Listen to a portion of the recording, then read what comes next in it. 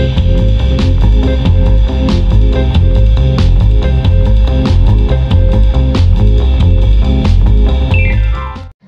Bapak Ibu yang dikasihi Tuhan. Halo.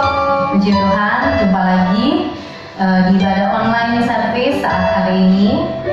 Yuk, saat ini kita mau sungguh-sungguh datang kepada Tuhan. Saya yakin kita rindu untuk masuk ke hadirat-Nya. Amin. Mari dengan hati yang penuh rasa syukur kita menaikkan pujian ini di hadapan Tuhan Allah kita. Yesusku penyelamatku.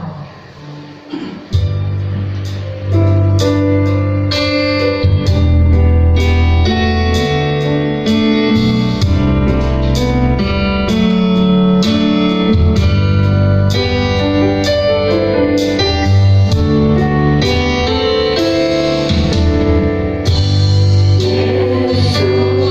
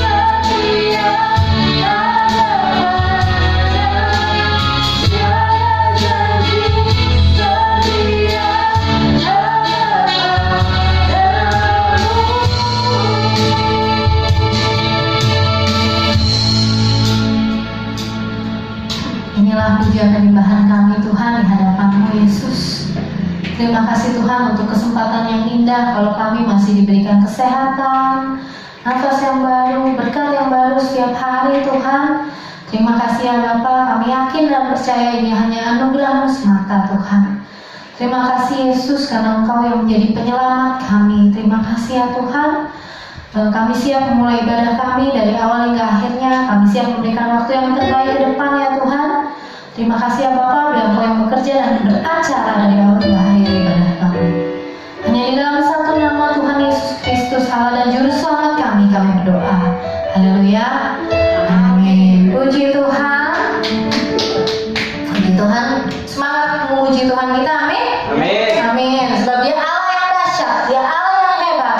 Yuk yang di rumah boleh nyanyinya sambil tepuk tangan. Mau sambil berdiri juga boleh. Kalau misalnya sambil duduk aja kasih tangan. Kita memuji Tuhan kita.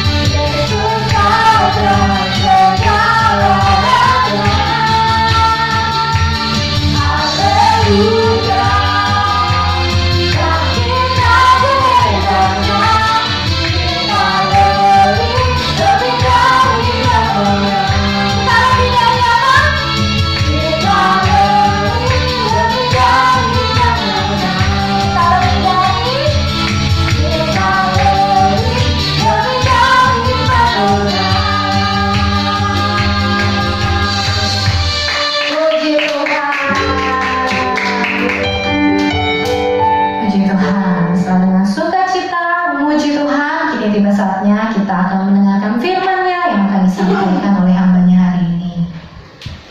Yuk kita mau kenalin hati kita.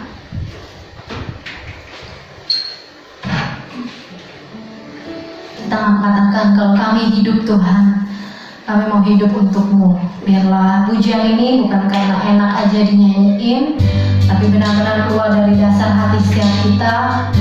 Kalau ku hidup bagimu. Dan kami mau tertuju kepada-Mu Tuhan. Dan kami mau menyenangkan-Mu Tuhan. Naikkan pujian ini sebagai pernyataan iman kita di hadapan Tuhan. Sebagai doa kita di hadapan Tuhan. Yesus, Kau benar.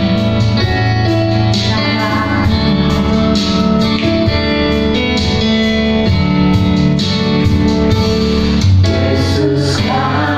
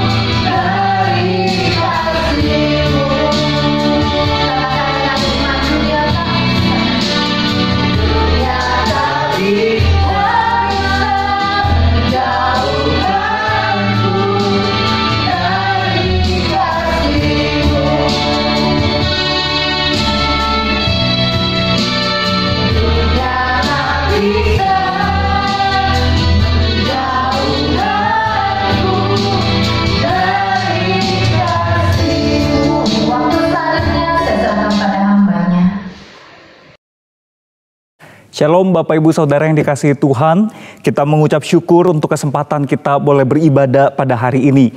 Dan kita akan membaca firman Tuhan. Sebelum kita membaca dan merenungkannya, mari kita berdoa terlebih dahulu memohon pertolongan Tuhan. Kita bersatu di dalam doa. Bapa kami yang bertata di atas kerajaan surga, terima kasih untuk hari ini kami boleh kembali diberikan kesempatan untuk beribadah di hadapan Tuhan. Sungguh ini anugerah Tuhan, sungguh ini semua kebaikan Tuhan. Ya Tuhan, berkati dan tolonglah kami saat kami bersama-sama akan membaca firman-Mu, merenungkannya. Mohon pertolongan Roh Kudus memberikan pertolongan, pengertian, pemahaman kepada setiap kami, sehingga kami semua bisa mengerti firman-Mu dengan baik. Dan mohon Roh Kudus juga menolong hamba-Mu di dalam segala kelemahan, kekurangan, keterbatasannya, supaya ia juga dapat menyampaikan kebenaran firman Tuhan ini dengan baik. Terima kasih ya Tuhan, kami bersandar berserah kepada Engkau. Di dalam nama Yesus Kristus kami berdoa dan mengucap syukur. Amin. Saudara, tema kita hari ini adalah peduli tanpa menghakimi. Kita akan membuka Alkitab kita dari Matius 7 ayat 1 sampai 5. Matius 7 ayat 1 sampai 5, demikian firman Tuhan. Saya akan bacakan bagi kita sekalian, saudara dapat mengikutinya di Alkitab masing-masing. Demikian firman Tuhan. Jangan kamu menghakimi supaya kamu tidak dihakimi. Karena dengan penghakiman yang kamu pakai untuk menghakimi, kamu akan dihakimi, dan ukuran yang kamu pakai untuk mengukur akan diukurkan kepadamu. Mengapakah engkau melihat selumbar di mata saudaramu, sedangkan balok di dalam matamu tidak engkau ketahui? Bagaimanakah engkau dapat berkata kepada saudaramu, biarlah aku mengeluarkan selumbar itu dari matamu, padahal ada balok di dalam matamu? Hai orang munafik, keluarkanlah dahulu balok dari matamu, maka engkau akan melihat dengan jelas untuk mengeluarkan selumbar itu dari mata saudaramu. Jemaat yang dikasihi Tuhan, ada satu waktu saya mendapat kiriman video yang dikirim lewat WhatsApp dari seorang teman. Video itu dibuat oleh seorang yang bernama Darman. Darman ini adalah seorang YouTuber. Dia biasa juga membuat video-video yang ada di YouTube. Saudara bisa melihat ya, Darman itu dia membuat video-video ilustrasi, video motivasi yang menurut saya cukup baik. Nah, dalam video yang dibagikan kepada saya pada saat itu, video itu berkisah tentang seorang CEO. CEO itu seorang bos besar ya, Chief Executive Officer, saudara. Seorang kepala, seorang bos besar di sebuah perusahaan dengan pakaian yang sangat perlente, dengan sangat rapi, dengan jas dan berdasi. Dia berjalan masuk ke dalam satu restoran pizza, saudara. Jadi dia mau pesan pizza di sana. Nah, waktu dia masuk ke restoran itu, dia berpapasan, tidak sengaja berpapasan dengan seorang homeless, seorang tunawisma yang dari penampilannya terlihat lebih tidak rapi, lebih sederhana dibandingkan dengan si pria CEO ini. Nah, waktu dia berpapasan, wah, CEO ini ada sedikit kesal, saudara ya, karena dia merasa bajunya yang rapi ini kok bertabrakan dengan pria homeless yang menurut dia bajunya mungkin lebih tidak bersih, saudara. Tapi dia abaikan. Nah, waktu si pria CEO ini kemudian memesan pizza ya, dia memesan pizza satu loyang isi 5 slice ya, 5 potong pizza itu, saudara. Kemudian dia membayar dan si pelayan mempersilahkan, oke, silakan duduk. Lalu si pria CEO ini mencari tempat duduk dan dia duduk. Nah, waktu dia duduk, di seberang tempat duduknya datanglah si pria homeless tadi, saudara. Duduk juga di seberangnya. Wah, dia mulai makin merasa tidak happy ya, makin merasa tidak senang, saudara. Lalu dia mau pindah, tapi tempat yang lain juga penuh. Akhirnya dia abaikan, ya udahlah gitu ya. Terus kemudian dia duduk, saudara. Nah, waktu dia duduk, datanglah si pelayan mengantarkan satu loyang pizza ke meja tempat dia duduk itu. Nah, waktu pizza itu datang tanpa permisi, si pria homeless atau pria tunawisma itu langsung mengambil pizza dari loyang itu, dia makan langsung. Wah, si pria CEO ini terkejut, kaget, dan rasanya mau marah. Ini orang betul-betul ya, nggak ada permisi, langsung ambil. Tapi dia masih berusaha untuk mencoba sabar, saudara ya. Tapi kemudian sambil si pria homeless itu makan, dia ambil satu potong lagi. Waktu dia ambil potongan kedua, lalu marahlah si pria CEO ini, saudara ya. Dan dia berkata, sungguh unbelievable, sangat tidak bisa dipercaya. Anda kenapa tidak bekerja? Kenapa tidak kerja dan cari makan, cari nafkah untuk membiayai kebutuhan kamu sendiri. Kenapa ambil makanan orang? Betul-betul nggak tahu malu.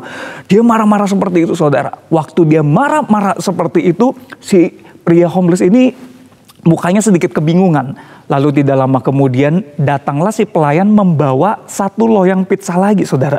Dan waktu sedang si pria CEO ini marah-marah dan loyang kedua itu diantarkan, dia berkata kepada si pelayan itu, "Sorry, ini udah diantarkan, nggak usah diantarkan lagi." Terus si pelayan berkata, "Yang tadi punya si pria homeless ini, punya bapak ini, yang ini baru punya Anda." Dia terkejut, saudara. Ternyata dia salah. Dia sudah berburuk prasangka bahwa si pria sederhana ini mencuri pizzanya. Padahal dialah yang memakan, dialah yang mencuri pizza milik si pria sederhana ini. Nah saudara, dia betul-betul malu sekali dan dia minta maaf. Nah bagusnya di dalam video itu si pria sederhana itu dengan tersenyum berkata, "It's okay, ya makan aja, mau makan pizza saya lagi juga silakan," saudara. Nah dari kisah ini kita bisa lihat ya, kita bisa petik satu pelajaran seperti pepatah dalam bahasa Inggris yang mungkin juga pernah kita lakukan di dalam hidup kita yang berkata, "Don't judge a book by its cover." Jangan menghakimi atau menilai sebuah buku dari covernya, saudara ya. Kadang kita tuh kalau mau beli buku, kita kan bukunya disegel kan. Kita cuma bisa lihat covernya. Dengan lihat covernya kita bilang, "Nih buku pasti bagus nih." Padahal baru lihat covernya. Atau covernya jelek terus kita bilang, "Ini buku pasti jelek." Padahal baru lihat covernya, belum baca isinya. Nah saudara, belum tentu. Kadang covernya bagus, isinya kadang-kadang tidak bagus. Kadang-kadang covernya biasa saja, tidak menarik, tapi isinya bagus banget, saudara. Nah belum tentu. Maka kita jangan menjudge a book by its cover dan juga jangan menjudge seseorang hanya dari penampilannya saja, saudara. Orang yang suka judge a book by its cover, menghakimi atau menilai sebuah buku dari covernya atau seseorang dari penampilannya, di dalam bahasa Inggris ada satu kata sifat yang disebut judgmental, saudara. Judgmental. Dalam kamus Cambridge atau Cambridge Dictionary, judgmental ini diartikan seperti ini, saudara ya. Too quick to criticize people. Jadi terlalu cepat untuk mengkritik seseorang. Tending to form opinions too quickly. Jadi kita tuh punya kecenderungan untuk membentuk sebuah pendapat ya atau beberapa pendapat terlalu cepat. Especially when disapproving of someone or something. Terutama waktu kita tidak setuju atau kita tidak suka atau kita berseberangan dengan seseorang atau dengan sesuatu hal, saudara. Dengan kata lain, judgmental itu di dalam bahasa Indonesia bisa kita terjemahkan sebagai cepat berburuk sangka. Cepat berprasangka buruk, cepat menghakimi kesalahan atau kekurangan seseorang, terutama ketika kesalahan atau kekurangan itu menurut kacamata kita nggak sesuai dengan apa yang kita harapkan atau tidak sesuai dengan apa yang kita suka, saudara. Nah, berbicara tentang menghakimi, di dalam teks Matius 7 ayat 1 yang tadi kita baca tadi juga ada kata menghakimi. Ya, firman Tuhan berkata, "Jangan kamu menghakimi supaya kamu tidak dihakimi." Bapak Ibu Saudara yang kasih Tuhan, ayat ini seringkali disalahpahami ya oleh mungkin banyak orang juga mungkin termasuk kita, bahwa seolah-olah kita tidak boleh sama sekali menghakimi orang lain supaya kita juga tidak dihakimi oleh orang lain. Apakah betul demikian maksud ayat ini, saudara? Kalau memang seperti itu maksudnya, artinya kita tidak pernah boleh berkata orang lain itu salah dan kita tidak boleh mengoreksi orang lain. Karena waktu kita berkata, "Kamu salah nih begini," itu kita sudah menghakimi. Karena artinya kan kita sudah menjudge, kita sudah menilai itu salah. Maka kita berkata, "Kamu harus perbaiki kesalahan kamu." Nah, itu tuh sudah bentuk dari menilai atau menghakimi. Apakah betul seperti itu, saudara? Untuk memahami maksud ayat ini, kita harus ingat waktu kita baca satu ayat Alkitab, kita tidak boleh melepaskannya dari seluruh konteks di mana ayat itu berada. Nah, ayat 1 dari pasal 7 kitab Matius ini tidak terlepas dari ayat-ayat berikutnya, saudara. Terutama dari ayat 2 sampai ayat 5. Kalau kita baca ayat-ayat berikutnya, kita akan memahami bahwa maksud firman Tuhan di sini tidak demikian. Terutama kalau kita lihat ayat 5 ya, saya bacakan buat kita sekalian. Hai orang munafik, keluarkanlah dahulu balok dari matamu, maka engkau akan melihat dengan jelas untuk mengeluarkan selumbar itu dari mata saudaramu. Saudara, kalau kita baca lagi misalnya ayat 3 berurut ayat 4 dan ayat 5, kita akan mengerti bahwa maksud firman Tuhan di sini adalah bukan sama sekali tidak boleh melihat dan mengeluarkan selumbar dari mata saudara kita. Jemaat yang dikasihi Tuhan, kata selumbar di dalam bahasa asli bagian ini itu merujuk pada ini saudara ya, serpihan dahan kering yang kecil atau serpihan jerami, atau bisa juga berupa sehelai rambut atau bulu halus yang bisa masuk ke dalam mata kita, saudara.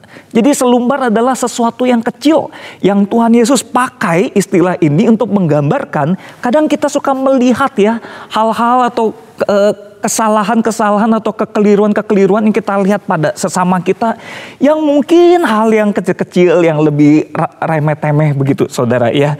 Nah lalu Tuhan Yesus di dalam pengajaran ini dia menekankan juga kepada kita bahwa bukan sama sekali kita tidak boleh melihat atau mengeluarkan selumbar dari mata saudara kita, tapi perlu sangat berhati-hati sebelum melakukannya, yaitu perlu terlebih dahulu memastikan balok yang ada di dalam mata kita sudah dikeluarkan. Saudara, Tuhan Yesus kontraskan selumbar dengan balok. Balok itu adalah batang kayu yang besar, saudara. Untuk kontraskan, kita nih perlu keluarkan dulu balok dari diri kita. Untuk kontraskan dengan selumbar yang kecil, karena jangan-jangan kesalahan yang ada pada diri kita, kekurangan yang ada pada diri kita, hal-hal yang buruk yang ada pada diri kita, ukurannya lebih besar, atau jumlahnya lebih banyak, atau kadarnya lebih serius, lebih parah dibandingkan dengan kekurangan atau kesalahan atau kekeliruan yang kita lihat pada saudara-saudara kita atau sesama kita. Nah Bapak Ibu jemaat yang dikasihi Tuhan, Tuhan Yesus memberikan peringatan serius kepada murid-murid pada saat itu, yang juga berlaku kepada kita yang hidup pada zaman sekarang ini tentang hal ini, saudara. Kenapa? Jawabannya ada di ayat 2. Ayat 2 berkata, karena dengan penghakiman yang kamu pakai untuk menghakimi, kamu akan dihakimi. Dan ukuran yang kamu pakai untuk mengukur akan diukurkan kepadamu. Artinya saudara, kita perlu sadar, orang pun bisa memperlakukan kita seperti kita memperlakukan mereka. Kalau kita menghakimi, kita mengukur sesuatu, ya kita mengoreksi orang dengan cara kita, orang bisa pakai cara yang sama juga untuk menghakimi, mengukur sesuatu kepada kita atau mengoreksi kita. Dan kita perlu berhati-hati. Karena kalau kita tidak memastikan kita sudah keluarkan balok dari diri kita, dan ternyata ketika hal itu terjadi, kita tuding-tuding orang, kita koreksi-koreksi orang. Ternyata waktu orang koreksi balik kepada kita, dan ternyata kita memang lebih buruk, hal yang kita lakukan ternyata lebih fatal atau lebih besar ya kadar keparahannya dibandingkan yang kita lihat kepada orang-orang yang tadi kita koreksi itu akan mempermalukan diri kita dan akan membuat kita menjadi orang munafik, sebagaimana yang disebutkan oleh Tuhan Yesus di ayat 5, saudara. Dan satu hal lagi yang kita perlu berhati-hati adalah begini. Waktu kita cepat-cepat koreksi-koreksi orang, ya hakimi atau nilai orang. Kalau kita tidak berhati-hati, jangan-jangan letak masalahnya bukan pada orang-orang yang kita lihat, yang kita anggap bermasalah. Jangan-jangan letak masalahnya di kita, saudara. Kalau kita nggak lihat diri kita dulu, kita tidak mawas diri, kita tidak koreksi diri dulu. Jangan-jangan letak masalahnya malah di kita. Jangan-jangan saudara-saudara kita ini ternyata sebenarnya tidak bersalah. Jangan-jangan yang bersalah justru kita. Wah, itu akan lebih fatal. Akan lebih memalukan lagi buat kita, saudara. Jemaat yang dikasihi Tuhan, saya pernah mengalami satu peristiwa yang menjadi satu pelajaran buat saya ya. Waktu itu saya sedang melayani di satu gereja, saudara. Dan di satu ruangan. Di ruangan, sekitar ruangan itu tuh ada AC-AC ya di lokasi itu yang sudah tua, saudara. Jadi AC atau pendingin ruangan yang sudah tua ini beberapa memang sudah rusak, sudah tidak dingin, kadang-kadang bisa mengeluarkan suara-suara yang aneh dan sebagainya. Nah, satu kali selesai pelayanan di ruangan itu, saya sedang berbincang-bincang dengan beberapa teman remaja, lalu datanglah satu teman yang lain ya, anak muda juga, dia teman kita juga, dia datang dari luar ruangan gitu, sambil memegang satu handphone begitu saudara ya, dan dia datang, dia berkata, teman-teman, apakah kalian mendengar suara aneh, ya suara dengungan gitu, suara dengungan aneh. Lalu saya dan teman-teman yang sedang ngobrol itu kami menghentikan pembicaraan kami sejenak, lalu kami mencoba memasang telinga. Apakah betul kami mendengar suara dengungan seperti yang dimaksud oleh teman yang baru masuk ke ruangan itu? Terus kita berpikir, tadi sih sempat ada dengar suara dengung gitu. Tapi kita tidak terlalu memperhatikan karena kan asik ngobrol. Lalu teman yang baru masuk ini berkata, saya dari tadi mendengar suara dengungan yang aneh itu. Terus dia berkata, aduh saya ini nih terganggu sekali. Teman-teman boleh nggak bantu cari di mana letak suara dengungan aneh itu begitu ya. Lalu apakah ada salah satu AC di sekitar sini nih yang tidak dimatikan atau yang mengganggu, yang suaranya kita tidak sadar, kalau memang kita ketemu kita cepat matikan supaya tidak mengganggu saya dan orang banyak. Lalu kami sepakat, oke yuk kita periksa satu-satu AC. Lalu teman saya yang terganggu dengan suara itu, dia berdiri di tengah ruangan saudara ya. Terus dia sambil mengamati AC di kiri kanan. Lalu saya dan beberapa teman mencoba berjalan ya. Dari satu sisi saya mencoba memasang telinga saya ke AC dekat sisi ini. Kok tidak terdengar suara dengungannya ya. Tapi anehnya waktu saya berjalan menjauh gitu ya, ada suara dengungannya. Waktu saya ke tengah ruangan mendengar makin jelas. Tapi waktu saya ke pinggir sebelah kiri, saya mencoba mendekatkan lagi, gak ada lagi suaranya. Seperti kok tadi sempat dengar, sekarang agak menjauh saudara. Lalu saya penasaran, saya coba jalan bolak-balik, saya merasa suaranya kenapa ada di tengah ruangan. Dan anehnya yang ada di tengah ruangan itu tidak ada AC di tengah ruangan. Yang ada itu adalah teman saya yang terganggu dengan suara dengungan tadi. Dan dia sembari memegang handphone di tangan dia. Dan waktu saya berkata, kok saya merasa suaranya ada di tengah, dan saya dekatkan telinga saya ke handphone yang sedang dipegang, ternyata suara dengungannya itu ada di handphonenya saudara. Dan waktu saya berkata, kelihatannya sumber suaranya di handphone kamu. Dia berkata, what? Masa? Lalu dia kutak-katik handphonenya dan dia coba turn off ya, dia coba matikan handphonenya dan betul suaranya hilang. Lalu dia kedip-kedip mata dan dia berkata, aduh sorry loh, saya kira letak masalahnya di AC-AC ini. Ternyata di handphone yang ada di tangan saya sejak tadi. Nah saudara, kadang-kadang dalam hidup kita bisa seperti itu tuh. Kita mengira letak masalahnya ada di luar kita. Jangan-jangan sumber masalahnya ada di dekat diri kita sendiri. Nah karena itu perlu sekali kita tuh mawas diri saudara.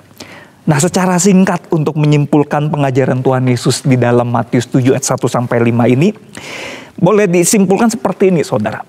Kita itu tidak boleh judgmental dalam arti cepat-cepat menghakimi, cepat berburuk prasangka, ya, cepat berpikir buruk tentang orang lain, itu tidak boleh. Tetapi kita boleh judge others lovingly. Kita boleh menilai, mengoreksi sesama kita dengan kasih, saudara. Dalam arti kita boleh justru ya harus tunjukkan kepedulian dan kasih kita kepada sesama kita untuk memberitahu kalau memang ada sesuatu yang keliru dengan kasih, tapi juga dengan hati-hati. Kita jangan sampai jadi orang munafik, saudara. Nah, kenapa saya tambahkan kata lovingly di sini dalam kurung ya, atau dengan kasih, saudara?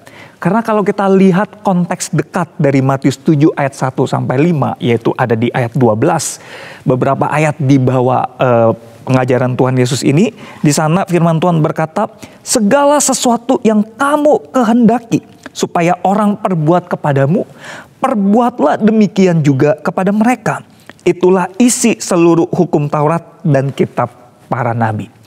Saudara, bagian pengucapan atau pengajaran Tuhan Yesus di sini itu mirip dengan hukum kasih yang Tuhan Yesus juga ajarkan ya kepada murid-murid di Matius 22 ayat 37-40. Di ayat 37 Tuhan Yesus berkata, kasihilah Tuhan Allahmu dengan segenap hatimu, dengan segenap jiwamu, segenap akal budimu, dengan sepenuh-penuhnya, saudara. Kemudian berlanjut ke ayat 39 dan Tuhan Yesus berkata, kasihilah sesamamu manusia seperti dirimu sendiri. Pada kedua hukum inilah tergantung seluruh hukum Taurat dan kitab para nabi. Ayat 39b sampai 40 itu kita lihat ada kemiripan dengan ayat 12 di pasal 7, saudara.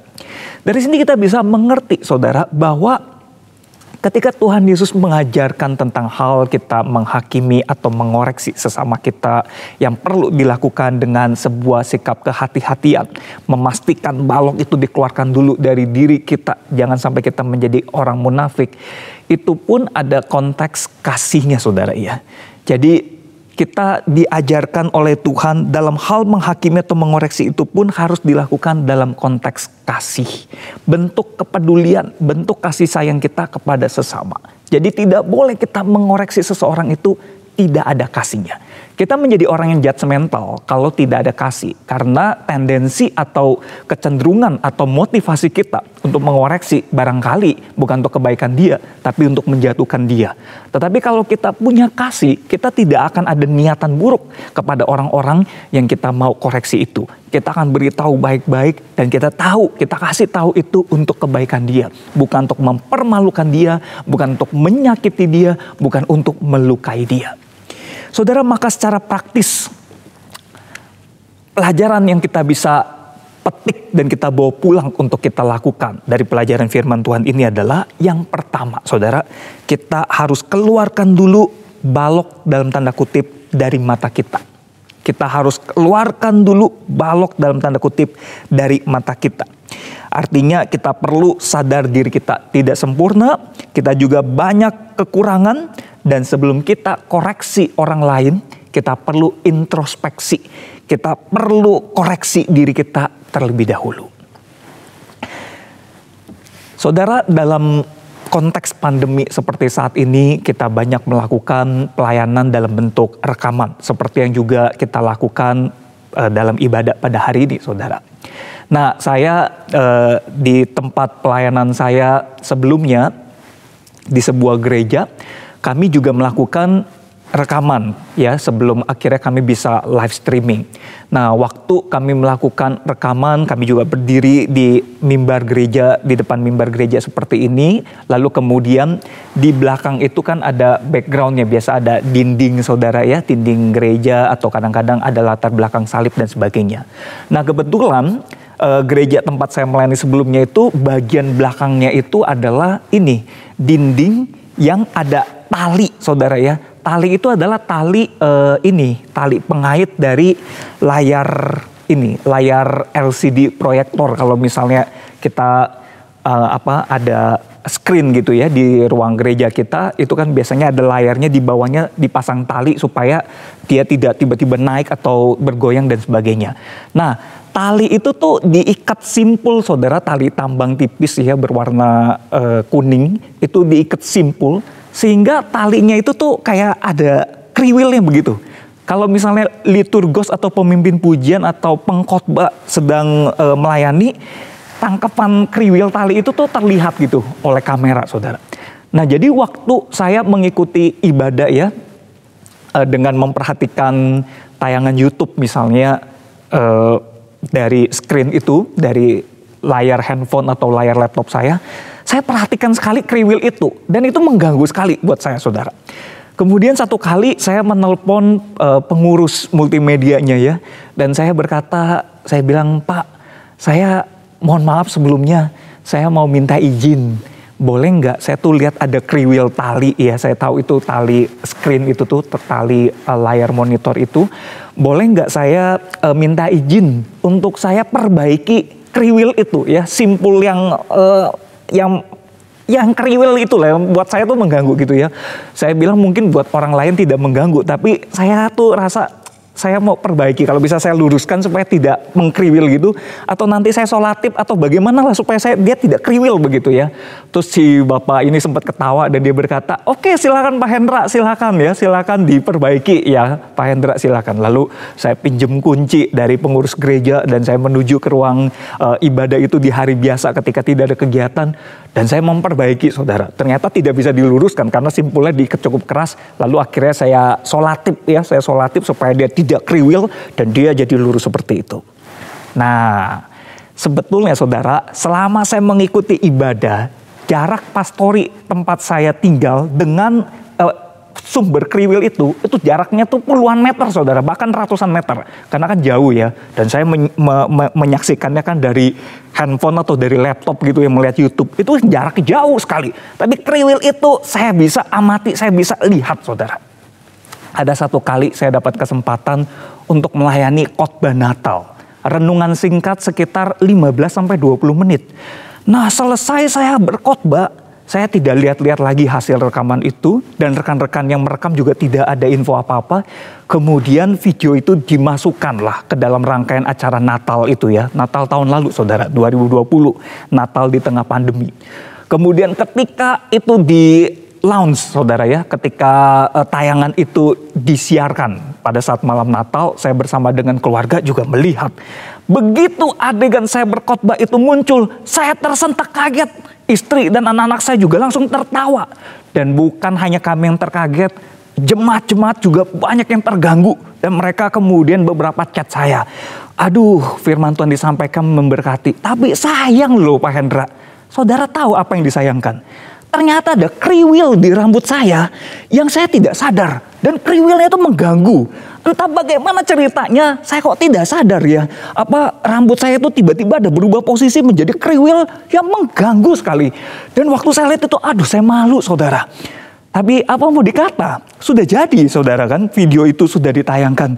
Terus waktu saya tanya sama kameramen sama tim media di gereja. Terus mereka bilang, kita nggak sadar ya, kita pikir Pak Hendra mau ini buat Natal model rambut baru gitu, model kayak Superman begitu. Saya bilang enggak loh. Lalu ya apa mau dikata ya, itu udah kejadian saudara. Dan saya hanya bisa memetik itu menjadi pelajaran berharga buat saya.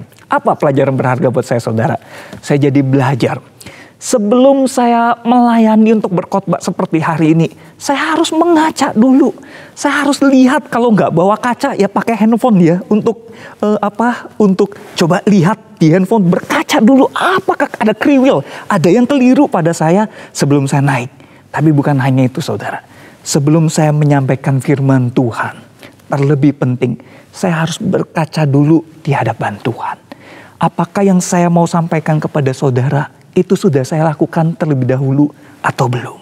Apakah firman Allah yang mau saya bagikan kepada saudara itu sudah menegur dan mengoreksi saya terlebih dahulu atau belum?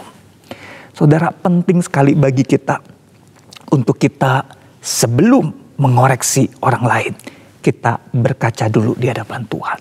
Kita betul-betul butuh belas kasihan, pengampunan Tuhan buat kita. Karena diri kita nggak ada yang sempurna, semua kita berdosa. Dan untuk menyelesaikan persoalan dosa ini yang sangat serius, Tuhan Yesus sampai datang ke dunia ini. Dia rela korbankan dirinya di atas kayu salib saudara, untuk menebus saudara sekalian dan saya dari semua dosa kita, untuk membersihkan kita, untuk menolong kita supaya kita bisa jadi orang yang tidak munafik. Kita harus perlu punya kemawasan dan kesadaran diri itu untuk sungguh-sungguh bersandar kepada anugerah belas kasihan Tuhan, mengampuni, membersihkan diri kita dari semua balok-balok dosa kita. Saudara, pelajaran penting yang kedua adalah kita perlu tolong saudara kita untuk keluarkan selumbar dari matanya. Kita perlu tolong saudara kita untuk keluarkan selumbar dari matanya. Saudara, bagian ini senada dengan nasihat firman Tuhan di Galatia 6 ayat 1 yang berkata demikian. Saudara-saudara, kalaupun seorang kedapatan melakukan suatu pelanggaran, maka kamu yang rohani harus memimpin orang itu ke jalan yang benar dalam roh lemah lembut sambil menjaga dirimu sendiri supaya kamu juga jangan kena pencobaan. Saudara, firman Tuhan ingatkan kepada kita bahwa kita harus menolong saudara kita untuk keluarkan selumbar dari matanya itu dengan lemah lembut. Sambil menjaga diri kita supaya kita juga jangan kena pencobaan. Jangan sampai kita juga jatuh. Jangan sampai kita justru jadi orang yang munafik saudara. Tetapi dengan lemah lembut, dengan kasih kita mau menuntun dia untuk bisa memperbaiki diri. Kita mau peduli kepada dia. Kita mau bantu dia untuk bertumbuh di dalam Tuhan, menjadi pribadi yang lebih baik, pribadi yang semakin serupa dengan Tuhan Yesus. Pada saat bersamaan kita juga terus mawas diri. Jangan sampai justru kita perhatikan orang, tapi kita tidak perhatikan diri kita. Saudara, dalam pengalaman pelayanan saya juga bersama dengan teman-teman remaja sebelumnya, biasanya setiap selesai pelayanan misalnya pujian ya, ada yang menjadi liturgos pemimpin pujian, worship leader, ada yang menjadi singers, ada yang menjadi pemusik ya, ada yang menjadi operator multimedia dan sebagainya. Biasa setelah selesai pelayanan kita akan melakukan evaluasi. Barangkali Bapak Ibu Saudara juga sering melakukan itu di gereja Bapak Ibu Saudara masing-masing. Nah, waktu kita lakukan evaluasi, biasanya kita mengevaluasi kekurangan atau kekeliruan rekan-rekan yang lain. Wah, tadi kamu pas nyanyinya fales ya, tadi kurang pas nadanya, atau kamu pas main musik tadi kok kurang nyatu, kurang padu, terlalu keras atau apa gitu ya. Atau tadi kamu waktu ini gerakan lagu kamu pindahkan slide terlambat, orang sudah nyanyi refnya kamu masih di verse, masih di bait. Nah, kadang-kadang seperti itu saudara ya, kita mengoreksi kekurangan-kekurangan yang lain. Satu kali ada satu teman yang mengusulkan, bagaimana kalau kita ganti kata evaluasi ini dengan kata refleksi. Teman itu punya concern ya, punya pertimbangan yang baik. Teman ini berkata, kalau kita evaluasi itu kecenderungannya kita cari-cari atau lihat-lihat kesalahan orang. Tapi kalau kita refleksi, kita nih juga bersedia lihat diri kita. Kita belajar apa ya dari pengalaman pelayanan hari ini. Saya merefleksikan, oke, masing-masing coba lihat diri masing-masing. Kita nih belajar apa. Lalu kita saling membantu, saling menolong, saling menopang. Untuk sama-sama bertumbuh di dalam Tuhan menjadi lebih baik lagi. Sehingga tendensi atau motivasinya bukan untuk hanya lihat-lihat kesalahan orang. Tapi juga ada keterbukaan dalam diri kita untuk mau lihat diri kita juga. Dan kita bersama-sama menjadi lebih baik di dalam Tuhan. Terakhir saudara, untuk dapat saling mengeluarkan selumbar atau balok dari diri kita dan saudara-saudara kita, kita juga perlu perhatikan nasihat firman Tuhan ayat 2 dari Galatia 6 itu. Firman Tuhan berkata, bertolong-tolonganlah menanggung bebanmu, demikianlah kamu memenuhi hukum Kristus. Saudara, kita perlu saling bertolong-tolongan, saling peduli, tidak hanya lihat diri kita, tapi mau peduli kepada saudara-saudara kita. Dan saling bertolong-tolongan. Kita berkata, saya mau menolong kamu untuk keluarkan selumbar dari matamu. Tapi saya juga bersedia untuk dikeluarkan selumbar barangkali balok dari diri saya. Kalau kamu lihat ada yang buruk pada diri saya, silakan. Saya juga bersedia dikoreksi. Kita mau saling peduli seperti itu saudara. Sehingga kita bisa bersama-sama bertumbuh di dalam Tuhan. Bapak Ibu Saudara yang dikasihi Tuhan, di dalam konteks pandemi COVID-19 seperti yang sedang kita hadapi saat ini. Waktu misalnya kita melihat ya ada orang-orang di dekat kita. Beberapa waktu terakhir ini ada begitu banyak orang-orang yang ada di dalam lingkaran dekat kita. Mungkin teman kita, mungkin tetangga kita, mungkin anggota gereja di tempat kita beribadah dan melayani. Mungkin keluarga kita, mungkin saudara-saudara kita terkena COVID. Waktu terkena COVID itu kita tuh mudah sekali tergoda untuk keluar nada penghakiman. Baik terucapkan maupun ada di hati atau pikiran kita. Yaitu mungkin kita bisa keluar kata-kata seperti ini. Ah, dia sih tidak jaga prokes. Dia tidak jaga protokol kesehatan dengan baik. Saya lihat di Instagram dia masih sering jalan-jalan. Masih sering makan di luar. Sering tidak pakai masker. Foto deket-deket, saya lihat dia ngobrol dengan ngobrol dengan orang ya jaraknya dekat sekali. Wah, dia sih tidak patuh prokes, pantas aja dia tertular. Dia diminta stay at home, masih sering keluar rumah, masih jalan-jalan. Saudara, kita tuh mudah tuh tergoda untuk keluar nada-nada penghakiman seperti itu. Kita perlu ingat saudara, kita tidak pernah tahu secara pasti konteks kehidupan saudara-saudara kita tersebut. Barangkali dia perlu keluar rumah karena dia harus keluar untuk bekerja, untuk mencari nafkah mencukupi kebutuhan dia dan keluarganya. Barangkali kalau kita lihat dia seperti kok masih refreshing, masih jalan-jalan. Barangkali dia sudah sangat suntuk, sudah sangat tertekan di rumah dan sangat butuh untuk keluar, untuk merefresh, menjaga keseimbangan hidupnya. Saudara, kita tidak pernah tahu secara pasti bagaimana konteks kehidupan mereka. Dan kalaupun benar saudara, kalaupun benar apa yang kita nilai, memang mereka lalai prokes, mereka memang lalai menjaga protokol kesehatan. Apakah nada penghakiman ini akan menolong meringankan beban mereka yang terkena COVID? Sama sekali tidak saudara. Justru akan menambah beban kesulitan mereka. Jadi kalau tidak ada manfaatnya, untuk apa kita keluarkan nada penghakiman ini? Sebaliknya saudara, kalau misalnya amit-amit kita yang terkena COVID, itu juga mudah sekali membuat kita gampang tergoda untuk keluar nada penghakiman. Kita menuduh-nuduh, kita menuding-nuding, gara-gara si A, gara-gara si B, gara-gara dia tidak pakai masker, dia dekat-dekat dengan saya, dia ini dan sebagainya. Kita tuding-tuding orang, kita mulai melihat kanan kiri dan kita berkata, gara-gara dia maka saya jadi tertular. Saudara, virus ini kecil saudara. Apakah kita betul-betul bisa pastikan gara-gara si A, si B itu kita tertular? Belum tentu. Barangkali waktu kita tanpa sadar, misalnya kita pergi ke minimarket atau pergi ke tempat mana yang kita sedang belanja sesuatu.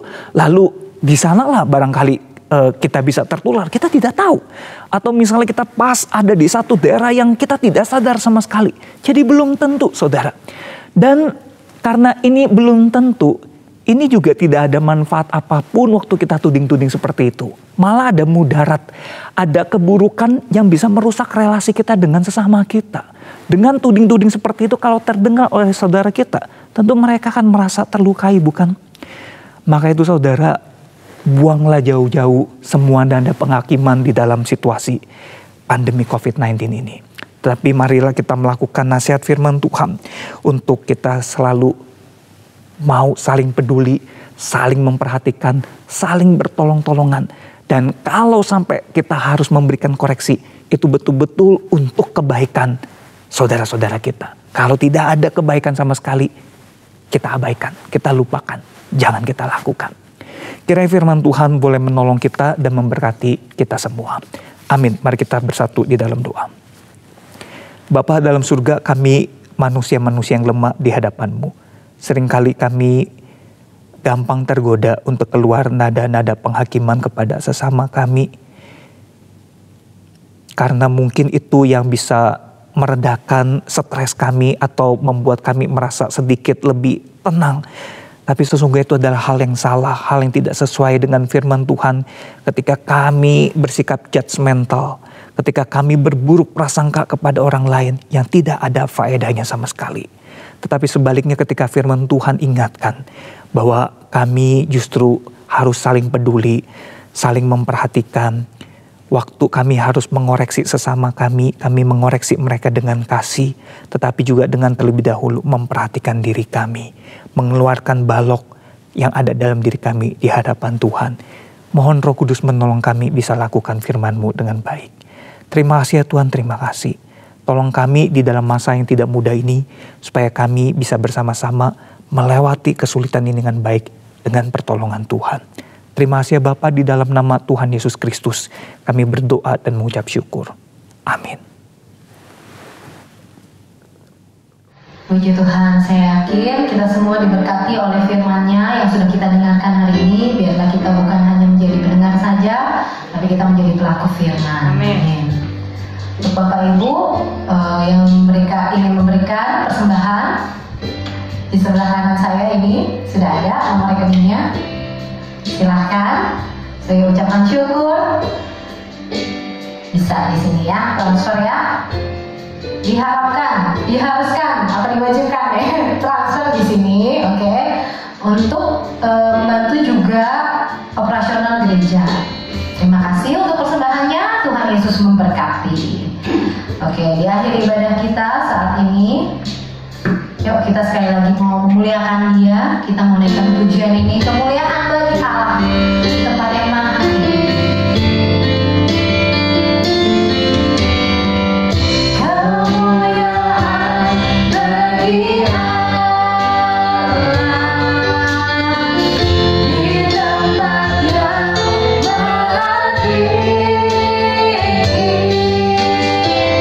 Kemuliaan bagi Yesus.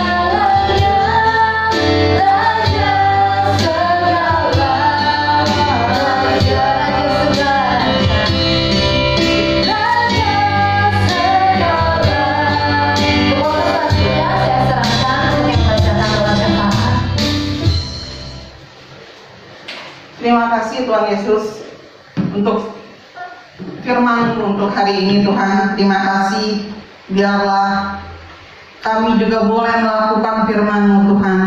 Tidak saja kami dengar, tapi kami mau belajar untuk melakukan, untuk menjalankan firman-Mu walaupun susah di masa-masa ini Tuhan. Tapi kami mau belajar Tuhan, kami mau taat akan firman-Mu Tuhan, supaya kami boleh lebih dekat lagi kepadamu Tuhan.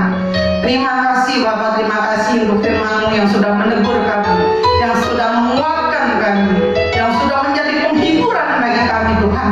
Terima kasih Bapak, terima kasih Tuhan Yesus. Terima kasih juga untuk hamba-Mu yang sudah menyampaikan firman-Mu siang hari ini Tuhan. Kau juga berkati beliau dengan berkat yang khusus Tuhan, untuk pelayanannya, untuk keluarganya, dan untuk masa depannya Tuhan. Kami serahkan hanya ke dalam tangan-Mu Tuhan. Tuhan Yesus, kami juga berdoa untuk seluruh jemaat-Mu Tuhan, jemaat Alberta Tuhan, dimanapun mereka berada Tuhan, apapun kendala mereka, apapun masalah mereka Tuhan, Engkau juga tolong mereka Tuhan, Engkau berkati mereka. Mungkin di antara mereka ada yang sakit Tuhan, biar Engkau lawat mereka Tuhan, dalam nama Tuhan Yesus sembuhkan mereka Tuhan. Kalau mereka dalam masalah keuangan, Engkau bukakan jalan bagi mereka Tuhan. Kalau mereka ada masalah keluarga, biarlah mereka boleh menyelesaikannya dengan berkonsultasi hanya kepadamu Tuhan. Terima kasih Bapak. Mungkin di antara mereka ada yang tawar hati, ada yang kecewa Tuhan. Kau bebat hati mereka Tuhan, supaya mereka tidak menyia-nyiakan kasih sayang-Mu Tuhan, supaya mereka boleh datang kepadamu Tuhan, apapun masalah yang mereka hadapi Tuhan. Kami tahu Tuhan, masa-masa ini adalah masa yang sulit Tuhan. Mungkin di antara jemaat ada yang di PHK, ada yang dirumahkan, ada yang penghasilannya berkurang, ada yang usahanya mandek, ada pula yang begitu putus asa Tuhan. Biarlah Roh Kudus sendiri yang memberikan kekuatan kepada mereka, supaya mereka tetap percaya kepadamu kalau Engkau tidak pernah meninggalkan mereka Tuhan. Terima kasih Bapak. Kau berkati juga seluruh jemaat-Mu Tuhan, supaya mereka juga boleh ingat, boleh setia untuk memberikan persembahan Tuhan, untuk memberikan yang terbaik bagi-Mu Tuhan, supaya mereka juga ingat Tuhan akan pekerjaan Tuhan di gereja ini Tuhan, supaya mereka juga mau memberikan persembahan melalui transfer Tuhan. Terima kasih Bapak untuk perpuluhan juga, supaya mereka boleh tetap setia Tuhan, seberapapun penghasilan mereka, supaya mereka juga boleh memberikan perpuluhan mereka Tuhan, supaya mereka juga boleh tetap setia. Kami percaya dan yakin, tanpa kami minta pun Kau pasti memberkati kami Tuhan. Terima kasih Tuhan, terima kasih. Terima kasih untuk siang hari ini Tuhan, untuk seluruh anak-anak-Mu yang melayani pada hari ini Tuhan. Biarlah Kau juga berkati mereka, berikan mereka kesehatan, kekuatan, berikan mereka rasa tanggung jawab untuk pelayanan mereka Tuhan, supaya mereka lebih setia lagi untuk mengikut Engkau, lebih setia lagi untuk mengiring Engkau Tuhan. Terima kasih Bapak, terima kasih. Kami serahkan semua ke dalam tangan-Mu Tuhan, untuk seluruh jemaat Alberta, untuk seluruh pelayan-pelayan Alberta Tuhan, supaya kami tetap bersatu di dalam Engkau Tuhan. Gerejaku, keluarga-ku, gerejaku. Terima kasih Bapak, terima kasih Tuhan Yesus. Berkati kami Tuhan. Sebentar kami akan pulang ke rumah kami masing-masing yang dalam pelayanan Tuhan siang hari ini. Kau juga sertai langkah mereka sampai di tujuan, tidak kurang suatu apapun. Terima kasih Bapak, kami serahkan semua ke dalam tangan-Mu Tuhan. Hanya dalam nama Yesus kami sudah berdoa dan ucap syukur. Haleluya. Amin. Bapak Ibu Saudara yang dikasihi Tuhan, pulanglah dan terimalah berkat Tuhan. Turunlah kiranya atas saudara-saudara semua kasih karunia dan damai sejahtera dari Allah Bapa, pengampunan dan kasih sayang dari Tuhan Yesus Kristus, penghiburan kenyataan bahkan pimpinannya dalam kuasa Roh Kudus memimpin kita semua mulai saat ini sampai Maranatha Yesus datang yang kedua kali. Di dalam nama Tuhan Yesus kami sudah berdoa dan bersyukur. Haleluya. Amin.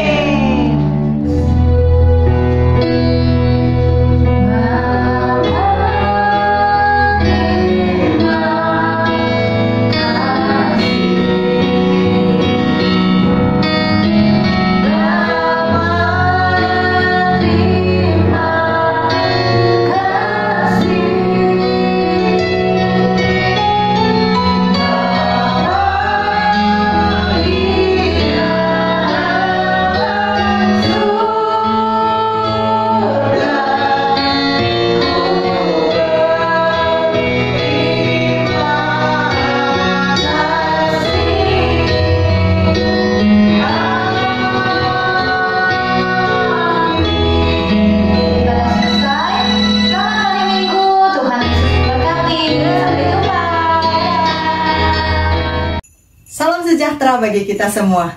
Puji Tuhan, di bulan Juli 2021 ini, gereja kita GB Alberta telah berulang tahun yang ke-21.